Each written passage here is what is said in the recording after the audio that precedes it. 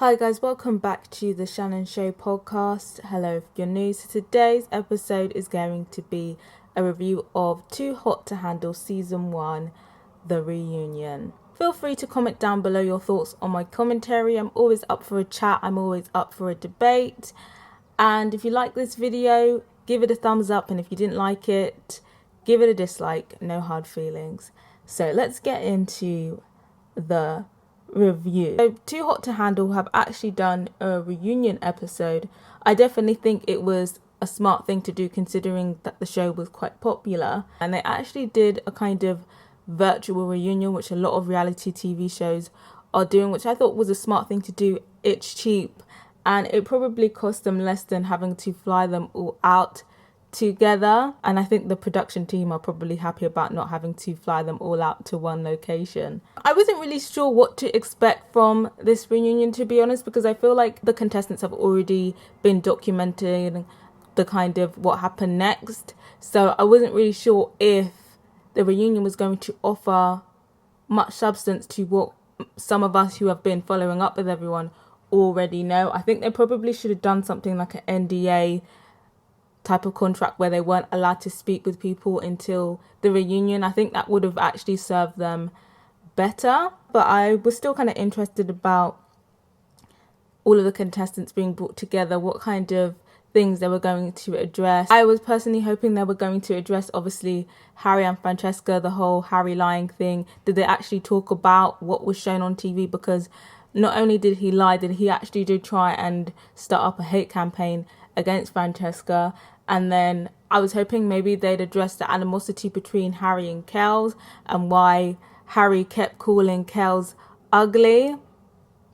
And and I also wanted to see if they were questioning them about their seemingly lack of value for money, why they didn't care that they were splashing out 16k, 20k, and whether they regretted it now, considering that, you know, the whole coronavirus thing is going on, because obviously they filmed this during the pandemic. So we've got the voiceover acting as the host, Desiree.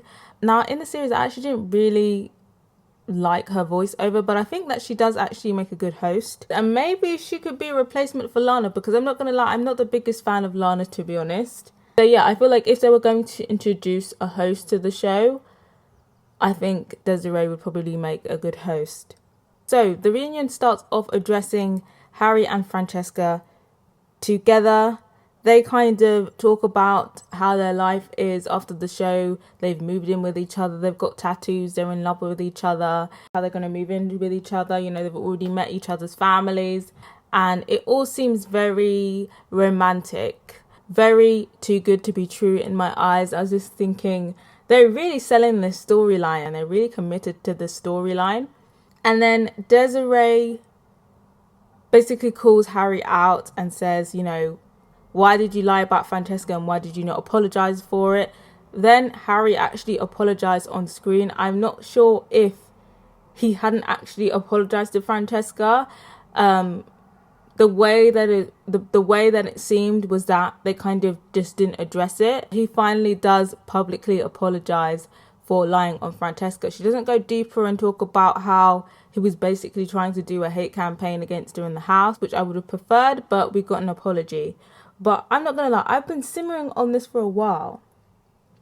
And now I'm thinking, because the way that Harry and Francesca just seem to be so in love, which I don't even buy, is just so strange. And now I'm thinking that Francesca knew that Harry was going to lie on her. Now I'm thinking more and more that Harry and Francesca were in cahoots with each other to make a name for themselves and create drama on the show, because they both said that they weren't here for the money. Francesca, she's an influencer. She knew that going on this show was a business move. Harry, I think he's kind of an influencer as well. So I think there was definitely some cahoots going on where they were just like, look, we've come on this show, you know, we want to come out of this show with a bigger platform.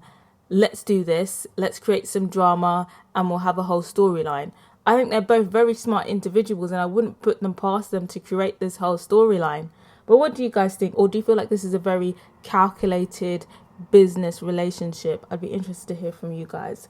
So Desiree also discusses Cory's date with Francesca, and Francesca basically says that she regrets being flirtatious on the date, and I'm just like, oh girl, this is so pathetic. Like, you barely knew Harry at that point, you barely reconciled with him, like it was just a date. Like, I just thought it was very sad and pathetic, if that's what she generally felt like. And then Desiree addresses Francesca about Kels, the whole Kels situation, and she basically says that she wasn't trying to make Harry jealous.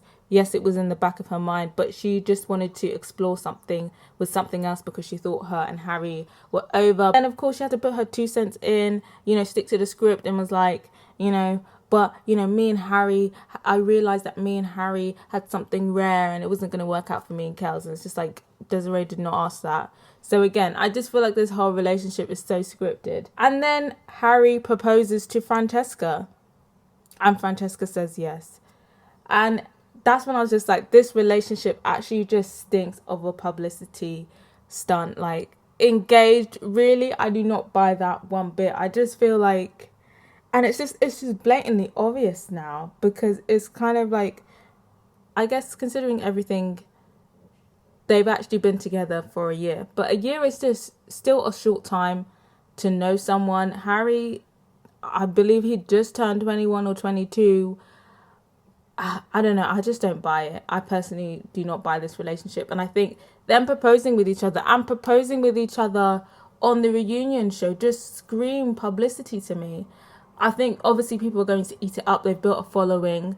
So kudos to them. I do respect the hustle. I definitely respect the hustle. I'm not going to sit here and act like if I was Francesca and I knew the bags I was making, I wouldn't do the same thing. But I just feel like they could at least try and make it a bit more realistic, like a bit more believable, But what do you guys think about Harry and Francesca essentially being engaged now? Do you feel like it's adorable, it's cute, or do you feel like it's just very suspicious? And if you feel like this is a publicity stunt, do you feel like they're going to take it all the way to marriage in terms of publicity?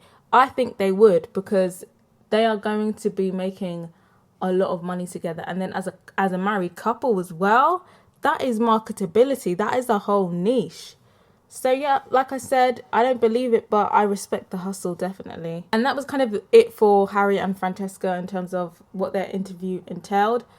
Like I said, I would have liked if they grilled Harry a bit more, especially with the whole hate campaign and how he was saying just so many mean things about Francesca when she was upset about the situation, and addressing his animosity towards Kels. I think that definitely should have been a talking point. A lot of people were talking about that. So, yeah. I guess they gave us something, but I was a bit unsatisfied with that interview. Then we got Chloe. And notably, Chloe's lips are definitely looking a bit plumper. It's looking like we know where she spent her money, or at least some of it. To be fair to Chloe, she didn't overdo it, but I don't think her original lips were an issue to go get them plumped up, but each to their own. And then Desiree and Chloe have this cheesy skit together where they're talking about British slang, and it was just so cringy. It was just a classic cheesy American trying to grasp British slang, and I feel like most American people understand British slang. Like, it's not, obviously there is a bit, I have an American cousin and we always banter about there I go, even saying banter, like I have an American cousin who's recently got into the UK Love Island, and she always sends me voice notes talking in British slang. So I get there's an appeal there, but it's never really that cheesy. It's not like that foreign, not as foreign as it was 10 years ago, I'd say. But yeah, I just thought that skit was cheesy. Then she kind of talks briefly about her time on the show, and she says that she basically has no regrets about the way that she addressed Cory. I don't think the way that she addressed Cory was bad, to be honest, but I don't think she should have bothered giving him the time of day. I think she'd already given Cory way too much of her energy. She had gotten dressed up for this guy, but I feel like the best way to have handled that situation was to just not give Cory any more of her energy. Obviously, she's talking about, girls are looking up to her and, seeing her as a role model.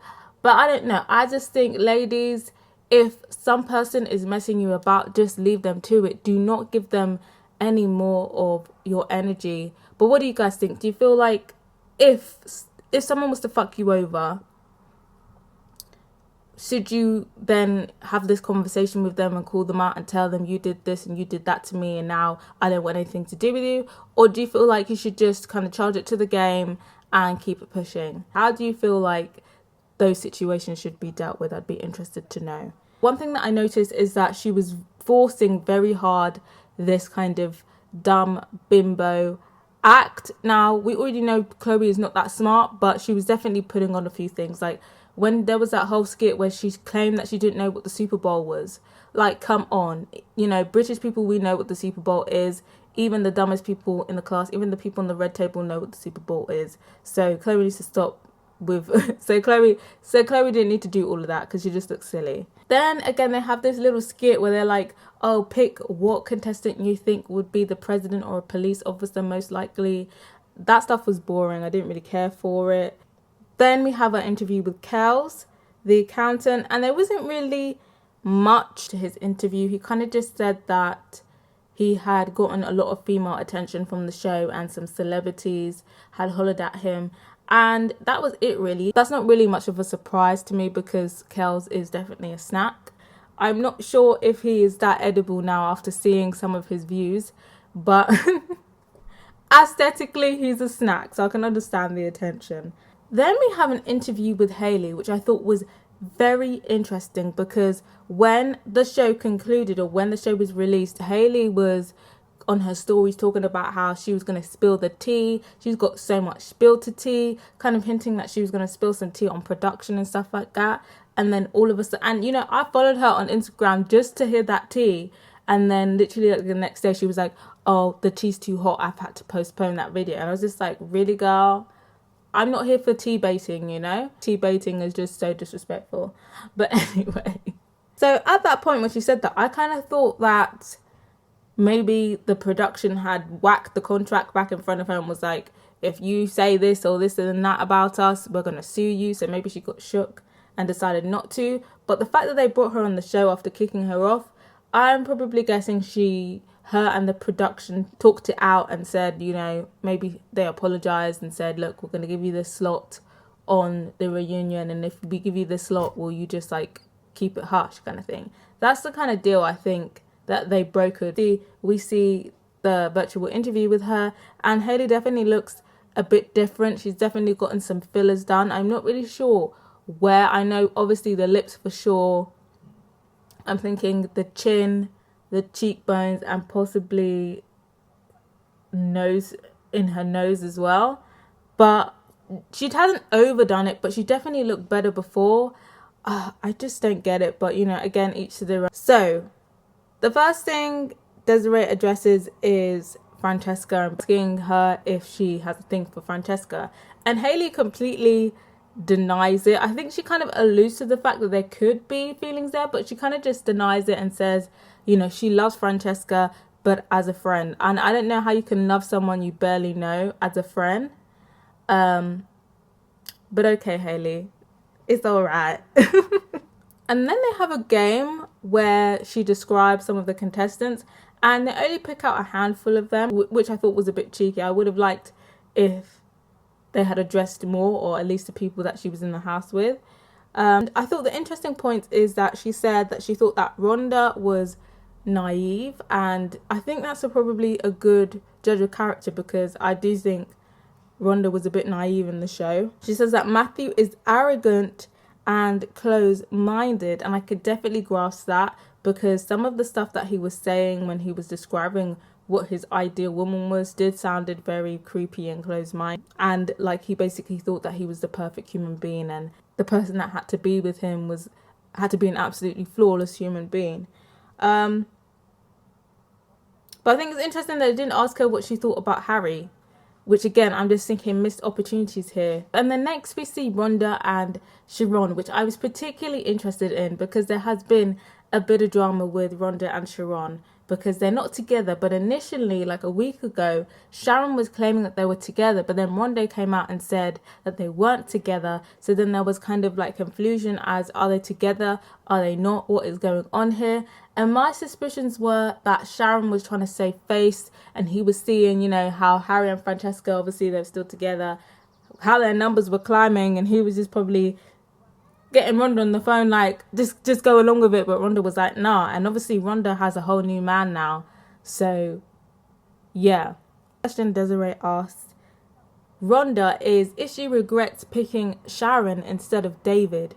And Ronda is already like shooting back like, oh, you're bold. And I was just like, okay, answer the question, girl. Ronda gives a very media trained question and says, you know, how she has no regrets about picking Sharon because everything happens for a reason and it taught her some things about herself and it made her stronger. And I was just like, girl, it's okay. It's okay. We all know you should have picked David. And that's okay, sis, that you picked the wrong man. It's okay. All of this poetic stuff, it's just making you look even more silly, and you are a big woman to be just carrying on this silliness, Ronda. I don't know what question it was, but Sharon basically says that he didn't pick Ronda because David wanted her, how he wanted Ronda from the beginning. So I'm guessing he was addressing people who were saying, well, you only started stepping up your game once David was, you know, putting some heat on you. And I believe that Sharon only did have eyes for Ronda, but I think he only had eyes for Ronda in that environment, emphasis on in that environment, because Ronda was the only person who had eyes for him. Now, he only did step up his game because David wanted her.